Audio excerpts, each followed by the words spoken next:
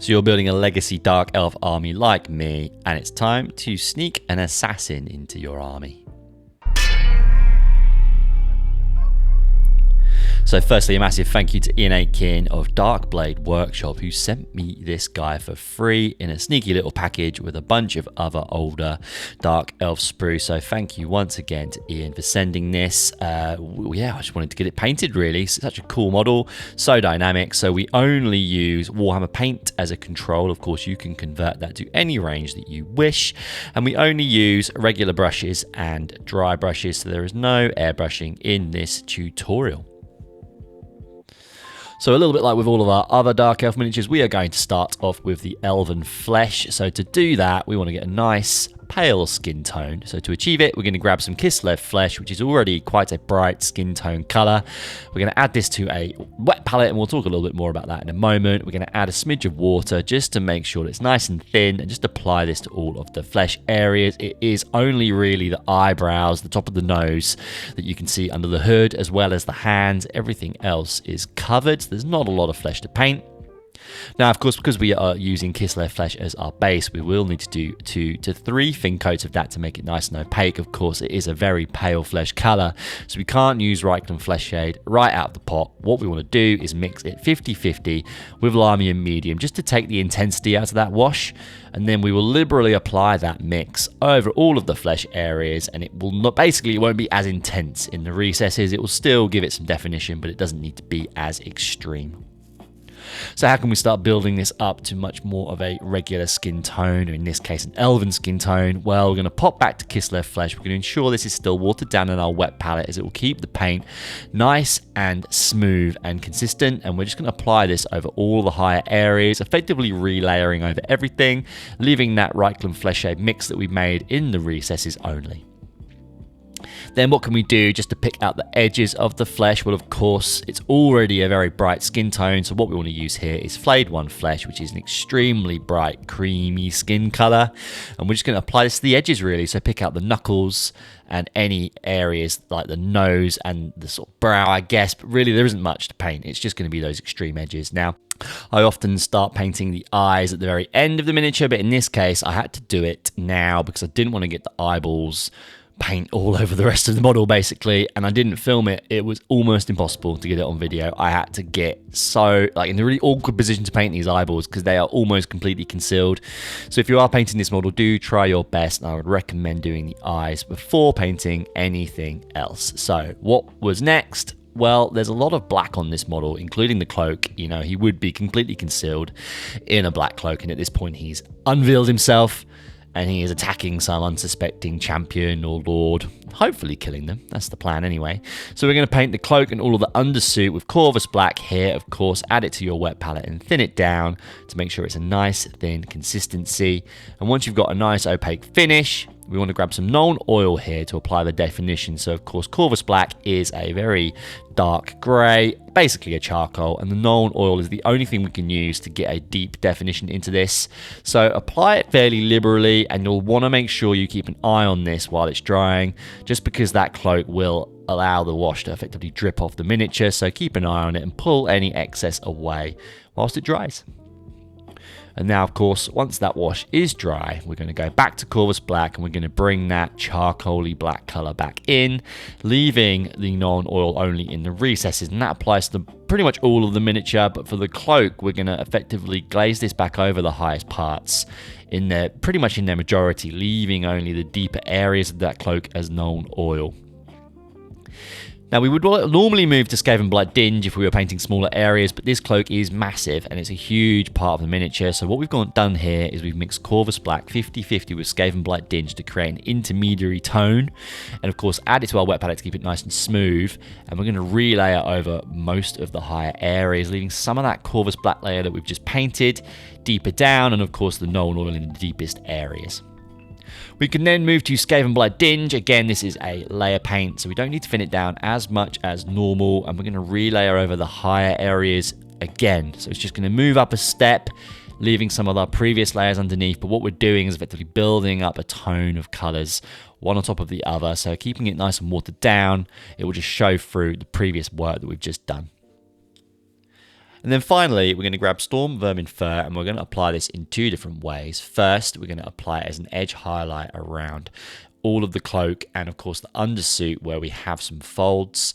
We'll additionally add some little nicks here and there where we'll just give it the impression that it is a fabric and, of course, that it is being worn on a battlefield. And then secondly, we're going to get the Storm Vermin Fur and remove the vast majority of this with a dry brush. We grabbed a medium dry brush here, and we're just going to apply it to the base of the cloak. Effectively, this is where it will be dragging along the floor most and kind of getting the most like war damage, I guess, as this guy's been out on campaign. So we're going to drift this around the bottom of the cloak only, so not on any of the undersuit. And then to add a little bit of extra dirt and grime, we're just going to get some dryad bark and just apply it to the same area, and again make sure that the vast majority of that paint is removed from the dry brush. You almost want nothing coming off of it. You just want to give that impression of that muck and grime here. So the 2 dry brushes of those 2 colours will just give the base of the cloak some variance and some wear and tear. Now he does have a mask on, a little cloth face mask around the bottom of his face, of course. And we wanted to paint this in a different colour, just to add that note of the Burgundy. Now, of course, the assassins aren't necessarily from Clar, but we kind of assumed that maybe he's been living there for a little while. And Burgundy is one of our base colours for our guys. So we're going to paint that face mask here with that colour. So just do 2 thin coats. It is quite a thin base paint anyway, so you don't need to water it down as much as you would normally with other colours. Now, Burgundy is a very dark, burgundy red colour, and unfortunately, all of the red washes just don't give enough definition, to be honest. So unfortunately, we need to use Nuln Oil to get that definition into the recesses. So be as liberal as you feel comfortable, but it is starting to get quite fiddly around the face here. So just apply it to that area. Next up, we want to get that burgundy colour back. So how can we do that? Well, we just need to grab the Burgundy that we've already been painting with in our wet palette and just apply it to the higher areas. Now this is, in this particular case, the highest parts of all of those folds, just leaving that Nuln Oil in the deeper areas only. So just a relayer of the Burgundy here. So we need to start adding some further definition to this. So to do that, Burgundy doesn't have any natural layer paints that I can find. I might be losing my mind. Let me know if there are. But effectively, we need to make our own. So we're going to mix Burgundy 75-25 with Flayed 1 Flesh. That is a 3-to-1 mix. And what we can do here, add a little bit more water and just apply this to the higher areas, leaving the Burgundy and the Nuln Oil in the deeper parts. We're effectively glazing over most of these folds. And then we want to add an additional pop to this. So how can we do that? We're going to reverse the quantities. So we're going to do Burgundy 25-75, so 1 part to 3 with Flayed 1 Flesh to create a lovely bright colour. And we can pick out the higher edges, so we can run this around the higher parts of the folds. Of course, you could use Bugman's Glow here instead if you didn't want to mix this particular paint. Now, we're going to move on to the armor and the blades, and we're using some metallic paints here now, so we need to move to a dry palette. And whilst we're painting, we just need to keep adding water to make sure that the paint stays nice and smooth. The moment that this paint or pool of paint that you've pulled out of the pot starts to become tacky, it becomes really difficult to paint, and it is a nightmare. So always keep an eye on your consistency when painting metals, and just add a little bit more paint. You're going to burn through paint when you're doing this, but it's better than trying to paint with a sticky, tacky brush. So we're going to undercoat the blades and all of the armor with Iron Warriors. And I say all of the armor, there is actually loads of it, which is insane considering I don't think he has any armor in the game. But anyway, regardless, we're now going to move on to washing some of these areas. So for the blades, we're going to grab Drukai Violet straight out of the pot and liberally apply this. Like, apply this quite heavily to the blade sections, and be very careful not to touch it while it's drying. We want this purpley, venomous looking effect. And then for the armor panels, we can just grab Nuln Oil, apply it as liberally as normal, but don't apply it maybe as much as we've just done with the Drukai Violet. So just paint this over all of the other metal panels, and I apologize for the blurry content. Sometimes it just decides to focus on something else. Then we're going to grab Nuln Oil once again and apply it to the very ends of the blade. So just blend that in with the Drukai Violet once it's dry. So for the armor panels, we're going to grab some iron hand steel, and once again we'll add this to our regular dry palette. And we'll keep adding water to this. And it's more important to do this at this stage because we are running this around as an edge highlight on all the armor panels. And if this brush starts to get dry, which it will, because often you'll be using a smaller brush, you'll just need to make sure it's got that nice watery consistency. So just keep an eye on that tackiness as you're painting. Next up, we're going to grab Stormhost Silver and, of course, apply it in the same way. But on the blades, we're going to do an edge highlight all over them in Stormhost Silver. So we haven't touched those with the Iron Hand Steel. We're going to touch them first and only with Stormhost Silver. And then for the armor panels, we just pick out the finer edges. So just pick out any corners of the armor here with the Stormhost Silver.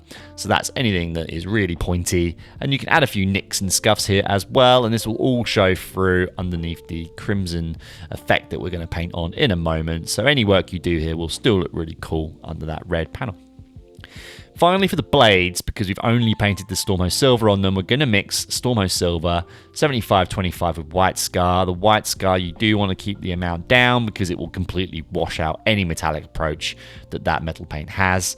And we're just going to pick out the real finer edges of this blade to make it look extremely sharp, but we want that main kind of area of the blade to still look like a metallic purple. So I hope you can see here how that looks. And then we're going to grab some Flesh Tearers Red to add that crimson effect. And we're not going to paint all of the armor panels here. We're going to paint maybe 50% of them. So some of them will still be that Iron Warriors base. But the vast majority of the larger panels we will paint in the Flesh Tearers Red to give us that Clar Karond crimson metal armor that we've been doing on the entire army so far. Of course, with contrast paints, you do need to paint the entire area in one sitting. Otherwise, you risk tearing the surface of the paint. So make sure you focus on this point and at least do one panel at a time. So there are a few more little bits that we need to paint to finish this guy off. First off, there are some straps on his legs that we need to paint, as well as the weapon grips on the daggers. So we're going to base coat those in Dark Reaper. Now this is a layer paint, so it's nice and thin. So you will potentially need to do 2 thin coats, but to be honest, I think I got away with 1 on all of this because it really is a small area. And then for the grips of the blades, we are going to add some Drakenhof Nightshade just to add some definition to those areas, but really that's it. I wouldn't bother painting the Drakenhof Nightshade on the straps that are on the legs. They are so small, you'll not even be able to notice them. And then finally, how can we add some definition to these points even though they are very small? Well, if you do feel like you want to, you can get some Thunderhawk Blue and just apply a fine edge highlight on the dagger grips as well as those straps going around the base, or it's mainly the thighs of his legs, I should say. Now our assassin, or a Khainite Assassin as I should call him, is leaping off of a broken piece of Druchii masonry of some form. So we're going to paint this pretty clean, but we will add a bit of dry brushing to it later. So we'll start off with some Mechanica Standard Grey, and we'll do 2 coats of this over all of the different parts. It is spread around the base here, as you can see. So just pick out those areas. And once that is dry, we'll want to add some definition by using some Agrax Earthshade just to give it some realism. I don't think Nuln Oil would work here. It is something that, of course, has been broken and in the ground for some time, so it would be a little bit dirty and grimy. So Agrax Earthshade is perfect for this. Be pretty liberal. Of course, be careful not to get it on the toes of our assassin. Next up, we want to bring that colour back to a more stone look, and now we can do that by grabbing Mechanica Standard Grey and effectively relayering over all of this, which might seem counterintuitive, but it will show some of that Agrax Earthshade mess that we've just applied, or that wash, I should say, through it. So just paint these areas. And then finally, just to give it a little bit more of a stone look, we're not going to go too crazy. We're just going to grab a medium dry brush here and do pretty heavy dry brush, I'd say, of the Dawnstone. Just do some circular motions to try and pick out all the areas. But of course, be very, very careful around that foot. You don't want to get any of this light grey on those areas, as it will stand out quite a lot. Now, there really isn't much else to do other than paint the brass trim. Now, for our army, we've been using Ruin Lord Brass as our base colour for all of this. Now, this guy has a lot more trim than I would have liked. There was absolutely loads of it, and it's all really, really thin. So you'll need a small brush, you'll need to add this to your dry palette and just keep adding water. You'll need to get more paint out and more paint out just to ensure that you get this nice and smooth, otherwise it will be impossible to paint. Now there is trim everywhere, and additionally don't forget to paint the hilts of the daggers and the end of them. I can never remember what the end of the dagger's called, but there's a few parts there to paint as well. Now, we need to add some definition to this brass, but of course that trim is so small, it will ruin the model if you try and add wash to those sections. So only paint this little dark elf skull symbol and the weapon elements. Don't bother painting the trim. It's pointless. There's just no way you'll get any definition. You're effectively just creating more problems that you might need to clean up later. And then finally, to finish off this brass and finish off our assassin, we can just use some Stormhost silver again out of our regular palette. So not a wet palette once more, and just apply it to the extreme edges. So this is what's going to add the definition to the trim. Some of it will be mostly silver, some of it will be the brass, but it just gives that variation for the eye. And of course, pick out the other sections that we did wash as well.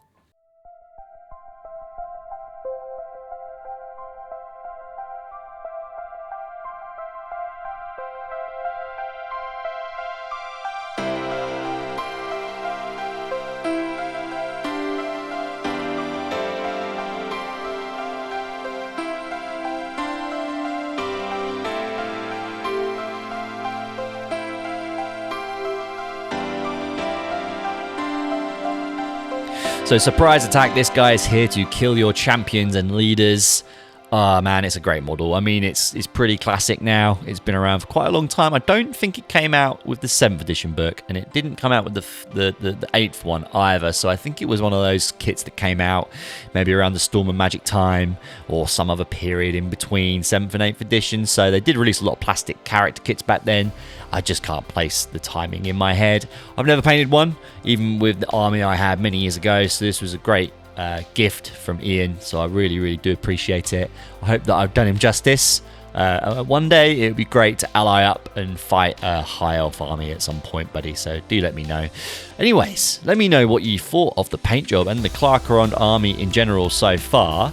Like and subscribe if you do indeed have the time. It helps out with all kinds of wonderful things. There's also a link in the description if you want to help the channel out a little bit more, either that being on Patreon, where we have a £1 membership a month just to help out with hobby bits, as well as Ko-fi if you so feel inclined to help us out further. But until the next one, guys, look after yourselves. Hopefully there are no assassins amongst our midst, and I'll see you all in the next one. Bye-bye!